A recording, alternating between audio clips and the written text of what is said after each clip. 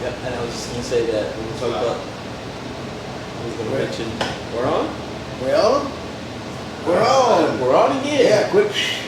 Can't talk about it no more. Can't talk about it, no. So, what you got, Mr. Stanley? Alright, so we're here.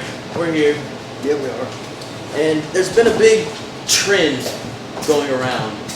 Podcasts. That's the new hot thing. Everybody wants to do a podcast. Yep. Not everybody should do a podcast. Sure. So what was the reason you wanted to start doing a podcast? Because there are a lot of people who shouldn't be doing podcasts, and there's a whole lot more people who shouldn't be doing dog training, as you put it that way. So, I thought, I don't know if I'm any good at podcasts, but I guess I'm decent enough at dog training, so I'll give it a shot. See what I can do. It's an educational and informative for us. So, it's like when we started, or I started Canine Pro Sports back in 1992. It's a good year. It was a good year. I think I started walking that year. When we started that, it was, as it got popular, I realized it was just a really great tool to educate people about dogs. And mostly because it's a protection dog certification system. And, almost nobody in this country knows anything about using a dog for actual security. Okay. So, with my background in the security dog industry, the guard dog industry, I've got 30, 40 dogs that stop the man every day, every minute that they can and love it, so going around to other places and showing these people how to set up these types of competitions and certifications showed me how little or what a need there was for real education. Yeah.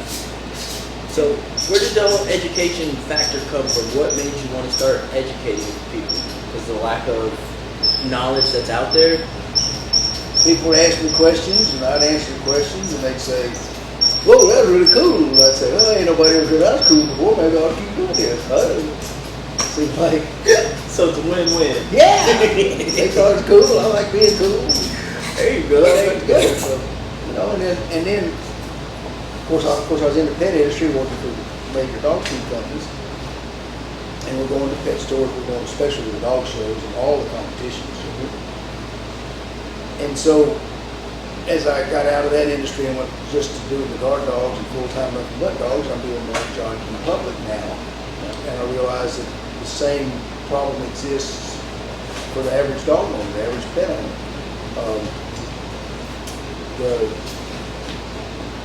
If you want to get your dog trained, you're going to go to a person. The only way you get any sort of a certificate in this country for dogs is to go to an AKC obedience program, UKC, great, ADBA does, there's all sorts of initials that do, hello Rock, that do dog training competitions. And you can go to a lot of these and you can see those dogs in that show ring. You're laughing at Rock, you're me. Laughing at the show ring. Oh yeah, you can see these dogs in there just looking and walking, and they look so cool. And this person says, I have a Ox obedience champion, and then they watch that same person that's going to the parking lot with a dog, and they usually have a dog in a crate on wheels. They're pulling. If they don't have it in a crate, Get me knocking over stuff. Rock, no way, buddy, we're gonna put you up. And this has a lot to do with why I'm doing a podcast. I'll explain what I mean about that in a minute. Don't forget Rocky here. So, if you watch those people, the ones that are not experienced enough to know, and they take their dogs out on a leash to walk to their car, the dog that's been doing like this is walking around in the show ring. When he gets out of the show ring going to the car, he goes, and all of the trainers because they train for the show ring. But that's still a trained dog, right? It's in the show ring. Okay. There's a difference between, because remember, dogs see things literally. Yes. So and they teach, all the sports teach a pattern. They teach a routine or a pattern that the dog follows. So the dog goes in and you say heel, and the judge walks up and the dog goes, okay, I'm going to show ring, and I'm going to get a treat if I walk straight, or I'm going to get shocked if I don't walk straight, whichever system the trainer's been using. Mm-hmm. And they go through their routine, and when they're through their routine, it's time to play. Mm-hmm. All right? Yes. So my introduction to dogs started before I could walk. And all my dogs live in my house. If you follow those trainers home, I guarantee you 7 out of 10, when they get home, that dog's going in a crate somewhere or a kennel somewhere because they don't want to be bothered. Mm-hmm. That's their job. They're more, it's time for them to take a day off. Yeah. Time off. So my dogs have always rolled in the house with me. There was times when we were up in the Texas Panhandle, I was still doing some cowboy work, and I'd go weeks and weeks, sometimes maybe a month, where the only one I talked to would be my dog. Yeah. So I think you can break it down this way. I started this podcast idea to inform people of how they could better live with their dog. Not show their dog in a show ring, not compete for some fancy trial, but everyday living. Dogs that'll do this in your house and come and sit at your feet without tearing things up. Lifestyle training. Yep. And it's,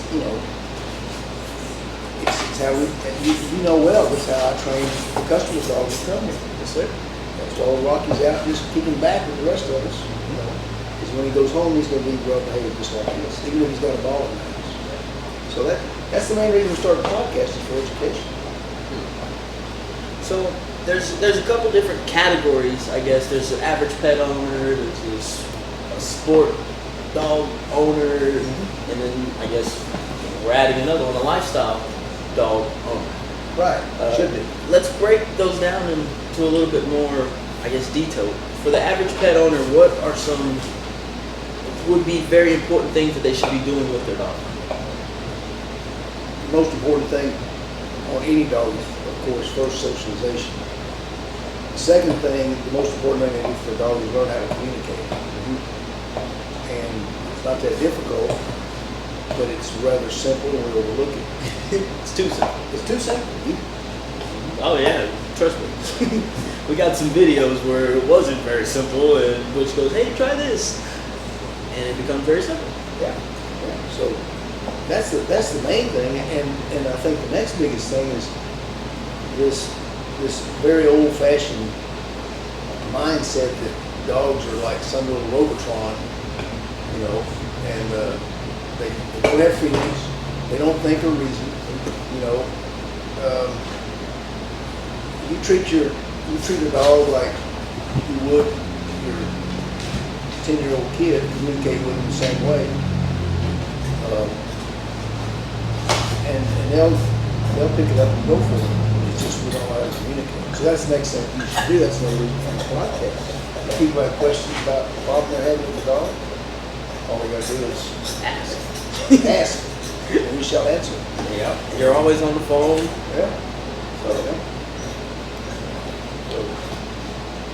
So you said socialization. When is a great socialization time? What's the most important time for socialization? And what are some examples of socializing your dog? What can people do? First, start as young as you can, but not until they've had all their shots and your vet says that they're good to go. Puppies. Here's a little fact one people don't realize.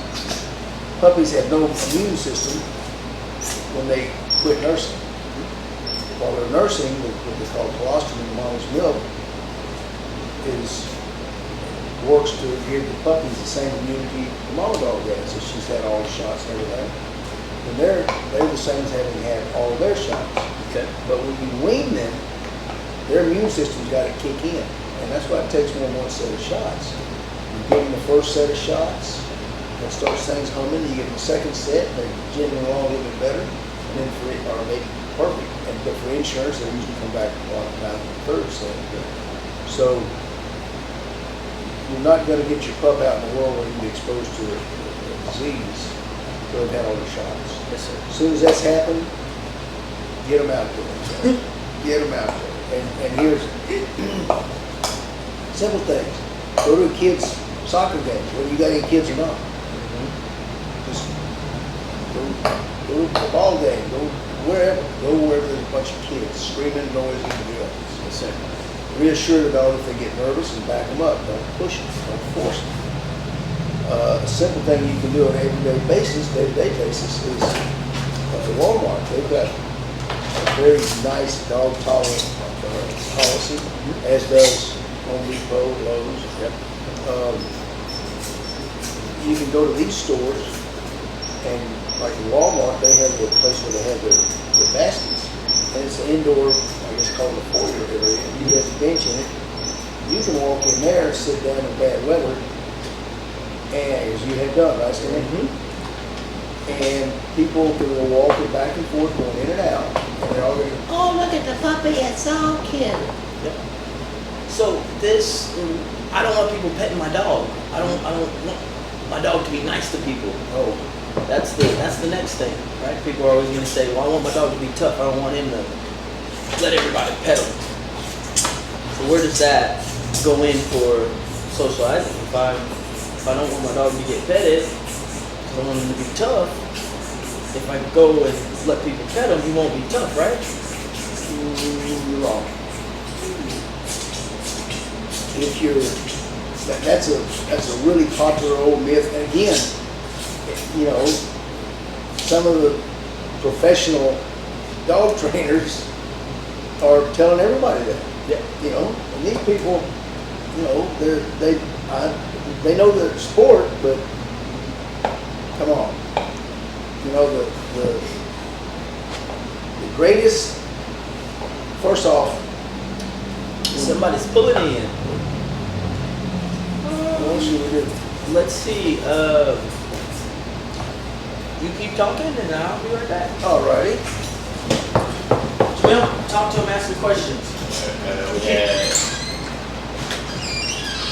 a Chad Brown. He said that he brought his dog in for obedience, and he wants to bring him back now that he's older Oh, for okay. protection training. Oh, okay. Tell them, give me a call. How old? We're live on this, right? Yeah. So you answered him, or were we? From this else said, high scoring sport dogs require exceptional good training, not taking anything away, but the high sport training with dogs, it takes exceptional good training for those dogs. And that is protection training a different skill from Show dogs? like when it comes to like the training. Yeah, it's a very different skill. Very different. On protection dogs, first off, yes, the really good competition, high-end dogs, your odds champions, those guys put in a lot of work and a lot of, with their training. No doubt, those are highly skilled, highly trained dogs for the show ring. And then, but when you get into protection training, done properly. It's too loud. Okay. When you get into protection, I'm sorry about that, folks. We're trying to experiment, see if the air conditioner would run without drowning us out, and I guess it's drowning us out. So, hope you can hear us better now.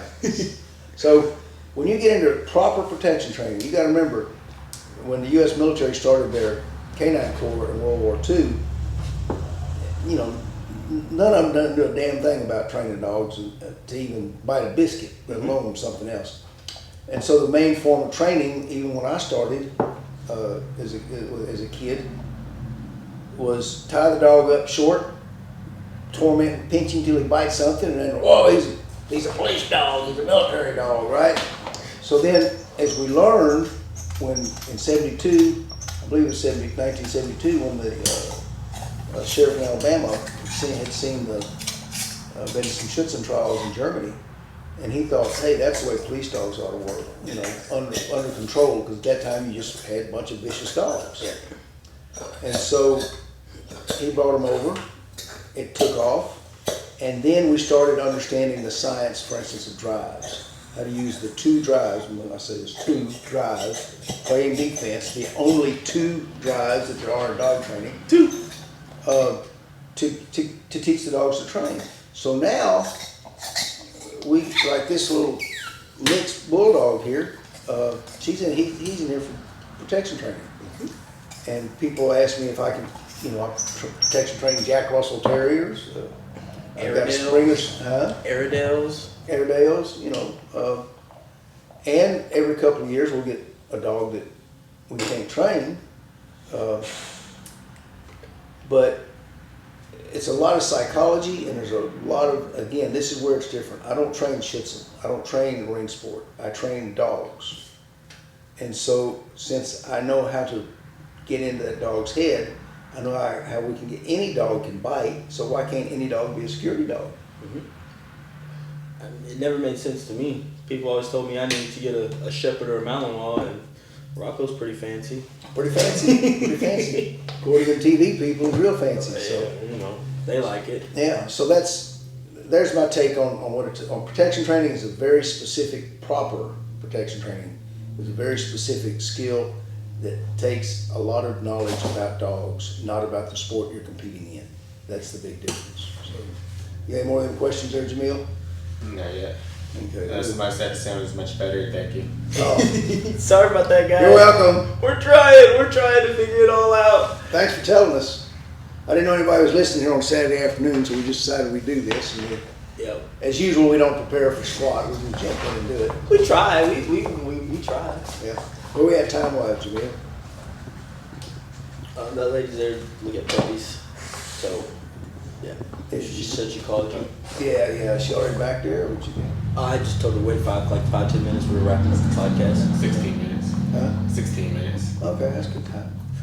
So what? We'll probably just wrap it up. So this lady, go look at these Western Shepherd pups.